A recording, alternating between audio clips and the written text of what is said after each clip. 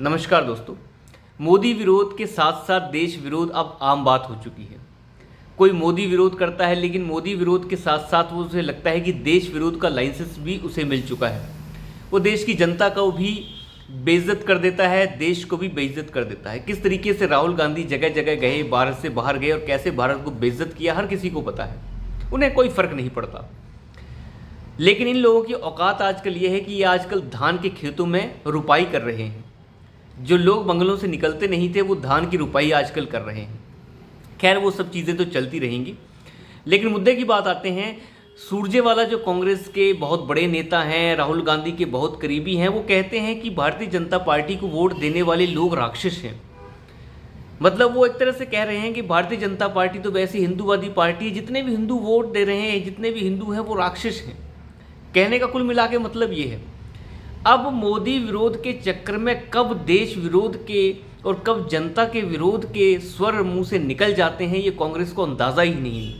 आप ये सीधा से ये कह सकते हैं कि जैसे ही चुनावी मौसम शुरू होता है, कांग्रेस अपने पाँव पे कुल्हाड़ी मारना शुरू कर देती है।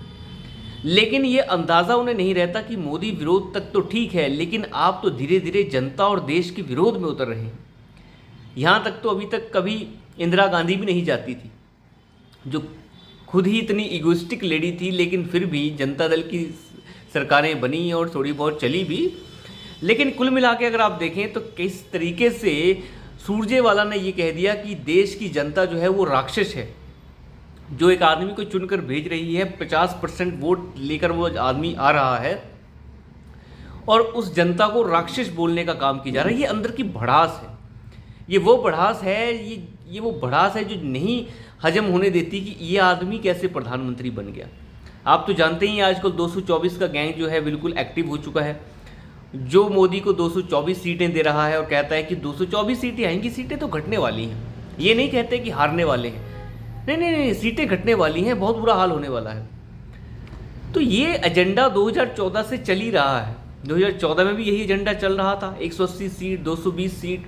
2019 में भी यही एजेंडा चल रहा था, 2040 सीट, 2020 सीट, 220 सीट। अब ये फिर से एजेंडा फिर से चल पड़ा और ये बाद में फिर से भी चलेगा। खैर, ये सब बातें तो चलती रहेंगी, एजेंडाधारी तो अपना एजेंडा चलाते रहेंगे। लेकिन कांग्रेस की जो विचारधारा है, जिस तरीके से देश को बेइज्जत करने की है, वो अब बिल्कुल आम बात हो चुकी है, बिल्कुल आम। स्वतंत्रता दिवस के ऊपर खड़गे जी ने अपनी प्रेजेंस नहीं दिखाई। खड़गे जी वहाँ से गायब रहे। जब पता किया गया तो ये बताया गया कांग्रेस के नेताओं के द्वारा कि उनका स्वास्थ्य खराब है, लेकिन खड़गे जी ने बाद में ये कह दिया कि मेरा स्वास्थ्य ठीक है, स्वास्थ्य में तो ऐसी कोई बात नहीं है। लेकिन प्रोटोकॉल बहुत बड़ा होता है वहाँ बैठने का। स्वतंत्रता दिवस पर प्रधानमंत्री मोदी की बातें सुनने का दम नहीं है। मणिपुर के मामले में जब आप कहते रहे कि हमारी बात सुनिए, चर्चा कीजिए, जब बात सुनने की बारी आई तब तो सारे भाग के निकल गए। 10 मिनट नहीं सुन पाए थे ये प्रधानमंत्री का भाषण। तो कुल मिला के बात यह है कि खड़गे जी स्वतंत्रता दिवस पर नहीं बैठ पा रहे हैं। कह रहे हैं पीएम का प्रोटोकॉल बहुत बड़ा है, बैठा नहीं जाता, बड़ी दिक्कत होती है बैठने में। तो मनमोहन सिंह जब हुआ करते थे तब क्या प्रोटोकॉल छोटा हुआ करता था? हर प्रधानमंत्री का प्रोटोकॉल बड़ा होता है। प्रोटोकॉल ये होता है कि जब तक प्रधानमंत्री वहाँ से नहीं चले जाते तब तक आप नहीं उठ सकते।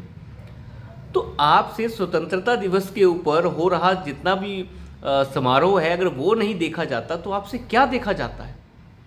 ये लोग जो हैं दोगले हैं, एक नंबर के दोगले लोग हैं। सरकार चलने नहीं दे रहे हैं, फिर कहते हैं कि सरकार दोगली है, सरकार काम नहीं करती है, सरकार वो नहीं करती है। सरकारें तो कई कुछ करती हैं, कुछ किसी को अच्छा लगता है, किसी को अच्छा नहीं लगता है, लेकिन संवैधानिक जो आपकी परंपराएं हैं आप उन्हें निभाइए तो सही। कहते हैं मणिपुर पर चर्चा नहीं कर रहे थे। मणिपुर पर ऐसी बेहतरीन चर्चा जो है, अमित शाह ने उसको विराम लगा दिया था। जब से मैंने उस चीज़ को ढंग से जब देखा है तो मणिपुर के मामले में अमित शाह का एक्शन बिल्कुल त्वरित और फास्ट है। जो एक्शन टीम्स वहाँ पे काम कर रही हैं वो बहुत ही बेहतरीन है। आपको पता है, मैती और कुकी समाज के बीच में जो ड्रामा है उसमें हर कोई जानता है कि मणिपुर में क्यों ये हिंसा भड़की है। वहाँ के हाई कोर्ट ने ये फैसला सुना दिया कि आप जो है मैती समाज के लिए भी जो है रिजर्वेशन की मामला सोचे, तो दंगा भड़क गया। अब हाई कोर्ट्स को थोड़े ना दिमाग होता है, वैसे भी जस्टिस लोग जो होते हैं उनके सर पाँव की कुछ बात तो होती नहीं, ना उनको सर का पता ना पाँव का पता। वो ना सलाह लेना चाहते हैं सरकार से, वो खुद ही जो है सर्वोसर्री बन जाते हैं हर चीज़ के, तो भुगतते हैं फिर। हालांकि मणिपुर का हाई कोर्ट इसमें डायरेक्ट रिस्पॉन्सिबल है, क्योंकि उनको पता होना चाहिए कि राज्य सरकारों से बातचीत करने के बाद ही कुछ फैसलों को सुनाया जाना चाहिए, उन्हें रिजर्व रखना चाहिए।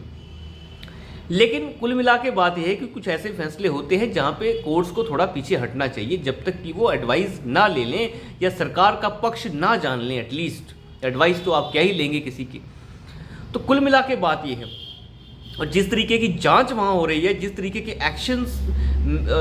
एक्शन ले रहे हैं जो अधिकारी वहाँ के, क्योंकि वहाँ के लोकल अधिकारियों को नहीं लगाया गया है, अमित शाह ने सारे के सारे अधिकारी, सीबीआई की जांच हो रही है और कम से कम 24 से 25 बड़ी बड़ी महिला अधिकारी उसकी जांच कर रही हैं। आप अंदाज़ा लगाइए किस तरीके के किस लेवल के अधिकारियों को जो है अमित शाह ने वहाँ पे लगाया है, बिना किसी तरीके की कोई भी द्वेषपूर्ण और आप ये कह सकते हैं अनबाइस्ड तरीके से पूरी जाँच हो रही है। तो कुल मिला के बात ये है, लेकिन नहीं, इससे सोल्यूशन नहीं, हमें तो कुछ और चाहिए। तो कुछ और कांग्रेस को क्या चाहिए ये तो पता नहीं, लेकिन भारत की स्वतंत्रता दिवस के ऊपर कांग्रेस का राष्ट्रीय अध्यक्ष मौजूद नहीं है और कांग्रेस के नेता जो है भाजपा को वोट देने वाले नागरिकों को राक्षस बता रहे हैं, मोदी को ये असुर बताएंगे। तो इस तरीके की विचारधारा कितनी सही है कितनी गलत है उसका अंदाज़ा तो आप ही लगाइए। लेकिन जिस तरीके से सरकार को घेरने की कोशिश की कांग्रेस ने, वो बिल्कुल ही बेकार थी। उसमें कुछ सच नहीं था, ऊपर से लेकर नीचे तक कुछ सच नहीं। ना उन्हें ये पता है कि किस तरीके की जांच हो रही है मणिपुर के मामले में, ना उन्हें ये पता है कि मणिपुर में किस तरीके के अधिकारी जो हैं, किस लेवल के अधिकारी जांच कर रहे हैं और जांच कहाँ तक पहुँच गई है, किस तरीके के कैसे कैसे लोगों की गिरफ्तारियां हो भी चुकी हैं, कुछ अंदाज़ा नहीं है किसी को भी। ये सरकार बखान नहीं कर रही है अपना, लेकिन मैंने इतना देखा है कि जांच बिल्कुल बेहतरीन हो रही है। कहीं कुछ गलत होता है उसकी जांच तो होगी ही और आरोपियों को सज़ा भी मिलेगी। लेकिन बात यह है कि मामले को उठाना, आग लगाना और निकल जाना, लेकिन यहीं पे बात ख़त्म नहीं होती। सुनने का दम भी रखना चाहिए। जितना धैर्य सरकार ने रख रखा है, मैं नहीं मानता कि किसी और सरकार ने आज तक इतना धैर्य रखा होगा बहुमत होने के बावजूद। अमित शाह ने जिस तरीके से धैर्यपूर्वक सबको सुना और उसके बाद बिल्कुल लाइन टू लाइन जवाब दिए पार्लियामेंट में, ये बहुत बेहतरीन था। उन्होंने बिल्कुल भी अपनी लाइन से बाहर जाकर जवाब नहीं दिया, अपने मुद्दे पे सटीक बने रहे और एंड तक उस मुद्दे पे बने रहे और जवाब देते रहे। तो ये अपने आप में एक बड़ी बेहतरीन बात थी। तो देखते हैं, अब मणिपुर का मामला तो ख़त्म हो चुका है, अब किस तरीके से कांग्रेस कौन सी नई कुल्हाड़ी अपने पाँव पे मारती है वो देखना होगा, क्योंकि चुनाव का सीज़न शुरू है। तो अभी के लिए इतना ही, धन्यवाद।